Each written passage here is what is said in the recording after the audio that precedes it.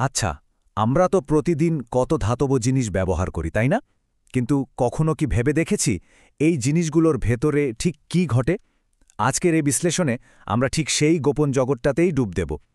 দেখব কোন পারমাণবিক জাদুর কারণে লোহা এত শক্ত হয় আর তামা দিয়ে এত সহজে বিদ্যুৎ চলাচল করে। প্রশ্নটা শুনতে বেশ সহজ তাই না? একটা ধাতুকে ঠিক কী ধাতু বানায়? কেন সোনা চকচক করে কিন্তু একটা কাঠের টুকরো করে না? এর উত্তরটা কিন্তু লুকিয়ে আছে পরমাণুর একদম গভীরে। চলুন সেই রহস্যটাই আজ খুঁজে বের করা যাক। আমাদের চারপাশে তো ধাতুর জাদু ছড়িয়ে আছে।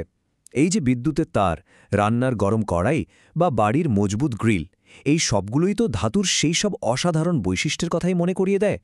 শক্তিশালী, বিদ্যুৎ পরিবাহী, আবার দেখতেও চকচকে।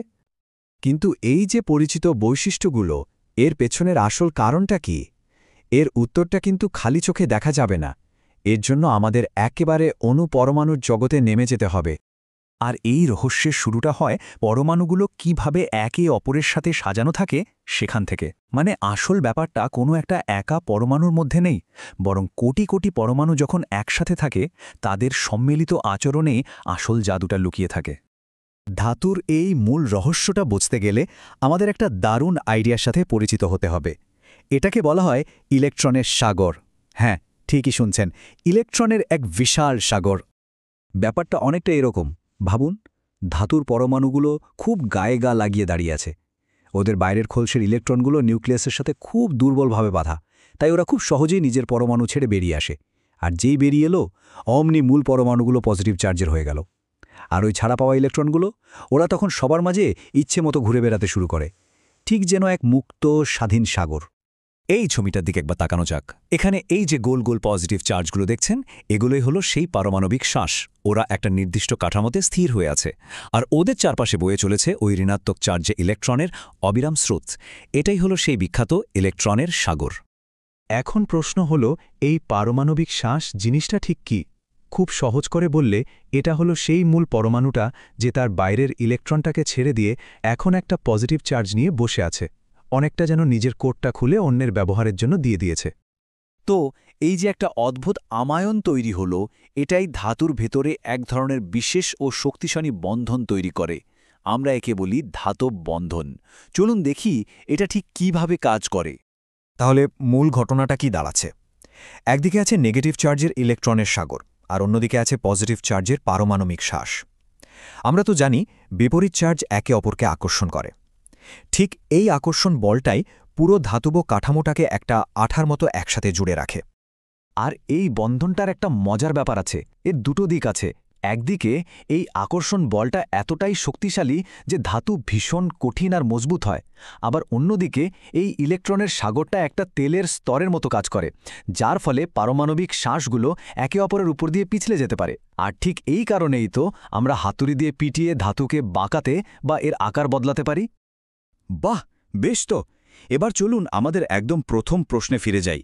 এই যে ইলেকট্রন সাগরের মডেলটা আমরা দেখলাম, এটা কিভাবে ধাতুর বিদ্যুৎ আর তাপ পরিবহনের মতো বিখ্যাত বৈশিষ্ট্যগুলো ব্যাখ্যা করে?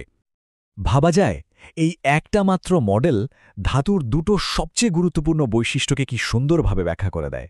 এক হলো বিদ্যুৎ পরিবাহিতা, আর দুই হলো তাপ পরিবাহিতা। মানে কেন তারের মধ্যে দিয়ে কারেন্ট যায়, আর কেনই বা গরম কড়াইয়ের একদিক ধরলে অন্যদিকেও গরম লাগে। আচ্ছা, বিদ্যুৎ পরিবাহিতা বলতে আসলে কি বোঝায়?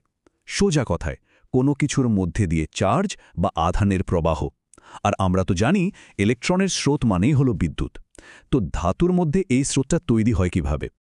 যখনই আমরা কোনো ধাতুর দুই মাথায় একটা ভোল্টেজ, মানে ধরুন একটা ব্যাটারি লাগিয়ে দিই, তখন কি হয়?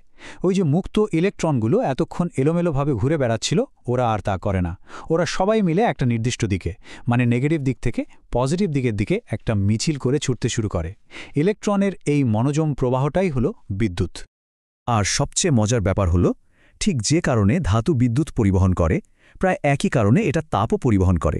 এক্ষেত্রেও কিন্তু আসল নায়ক ওই ঘুরে বেড়ানো ইলেকট্রনগুলোর। দেখুন, যখন ধাতুর এক মাথা গরম করা হয়, তখন সেখানকার ইলেকট্রনগুলো যেন হঠাৎ করে অনেক শক্তি পেয়ে যায় আর লাফালাফি শুরু করে দেয়।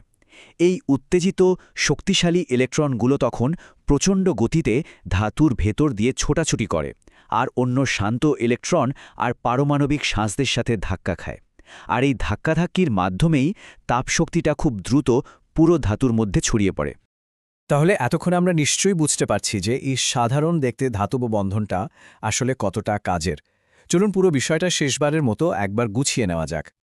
তাহলে মূল কথা হলো ধাতু তার বাইরের দিকের ইলেকট্রনগুলোকে সবার জন্য ছেড়ে দিয়ে একটা ইলেকট্রনের সাগর তৈরি করে।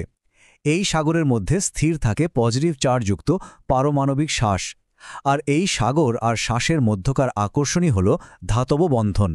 আর এই সচল ইলেকট্রনের সাগরটাই ধাতুকে একই সাথে শক্তিশালী, নমনীয় এবং বিদ্যুৎ তাপের সুপরিবাহী করে তোলে। সত্যি ভাবতে অবাক লাগে, তাই না? মাত্র একটা ধারণা, এই ইলেকট্রন সাগরের মডেলটা আমাদেরকে ধাতুর প্রায় সমস্ত রহস্যময় আচরণের চাবিকাঠিটা হাতে তুলে দেয়। আমরা তো দেখলাম এই ইলেকট্রন সাগর ধাতুকে একই সাথে শক্তিশালী কিন্তু নমনীয় করে তোলে। কিন্তু একবার ভেবে দেখুন তো, এই একই মডেল আর কি ব্যাখ্যা করতে পারে? কেন ধাতুকে টেনে সরু তার বানানো যায়? অথবা কেনই বা সোনা বা রূপার মতো ধাতুগুলো এমন চকচকে হয়? রহস্যটা হয়তো ওই একই সাগরের মধ্যেই কোথাও লুকিয়ে আছে।